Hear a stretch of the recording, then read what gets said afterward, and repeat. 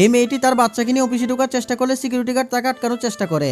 এরপর গার্ড অফিসের মালিককে বলে, স্যার আমি অনেক আটকানোর চেষ্টা করেছি কিন্তু সে জোর করে অফিসে ঢুকে পড়েছে। বস তখন গার্ডকে বাইরে যেতে বলে। এরপর মেয়েটিকে জিজ্ঞেস করে, তুমি এখানে কেন এসেছো? মেয়েটি শান্ত গলায় বলে, স্যার আমি কয়েক বছর আগে এই অফিসে কাজ করতাম, তখন আপনার বাবা অফিসের বস ছিলেন, কিন্তু একটি দুর্ঘটনার কারণে আমি আর কাজ চালিয়ে যেতে পারিনি। আজ আমি অনেক বড় বিপদে পড়েছি, আমার কোথাও যাওয়ার জায়গা নেই, আমার এই ছোট সন্তানকে বাঁচানোর জন্য 10 লাখ টাকা প্রয়োজন, তাই আমি আপনার কাছে সাহায্য চাইতে এসেছি। ভদ্রলোকটি তখন বলে, তুমি যেখানে কাজ করেছিলে তার কোনো প্রমাণ আছে? তখন মেয়েটি তাৎক্ষণিক একটি পুরনো অফিসের কাগজ বের করে দিয়ে বলে, স্যার এই নিন। এরপর মালিকের স্ত্রী রেগে গিয়ে বলে, তোদের মতো গরিব মানুষের দাম আমি বুঝি, তুই মিথ্যা গল্প বানিয়ে আমার স্বামীর কাছ থেকে টাকা আদায় করতে চাইছিস। তখন ভদ্রলোকটি তার স্ত্রীকে থামিয়ে মেয়েটিকে একটি টাকার বান্ডেল বের করে দেয়। ঠিক তখনই ভদ্রলোকটির স্ত্রী টাকার বান্ডেলটি কেড়ে নেয়। এরপর ভদ্রলোকটি তার স্ত্রীকে ধমক দিয়ে বলে, উনি বিপদে পড়ে আমাদের কাছে এসেছে। এরপর বন্ধুরা কি হয় সেটি দেখার আগে তুমি যদি তোমার মাকে সত্যিকারে ভালোবেসে থাকো, ভিডিওতে একটি লাইক দিয়ে চ্যানেলটি সাবস্ক্রাইব করো এবং কমেন্ট করে জানাও তুমি কোন ক্লাসে পড়ো। এরপর ভদ্রলোকটি তার ওয়াইফের হাত থেকে টাকার